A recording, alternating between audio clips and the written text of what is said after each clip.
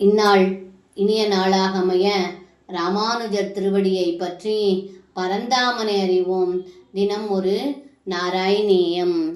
பிருகும் கில சரஸ்வதி நிகடவாசினஸ்தாபசாஸ் திரிமூதிஷு சமாதி சன்னதிக சத்வதாம் வேதித்தும் அயம் புனரநாதராதுதித ருத்தரோஷே விதௌ ஹரே பிஜஹி ஹிம்சிஷௌ கிரிஜயா திருதேத்வா மகாத்.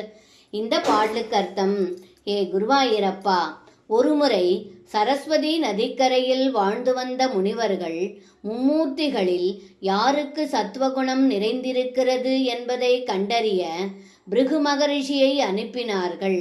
அவரும் பிரம்மலோகம் சென்று பிரம்மாவை வணங்க அவர் மரியாதை செய்யாமல் இருந்ததால் சினம் கொண்டு பின் அமைதியுற்றார். அதன் பின் கைலாயம் சென்ற முனிவரை பரமசிவன் சகோதரன் என்று அன்புடன் அணைத்து கொள்ள வரும் சமயம் பிருகு முனிவர் அதை தடுத்தார்.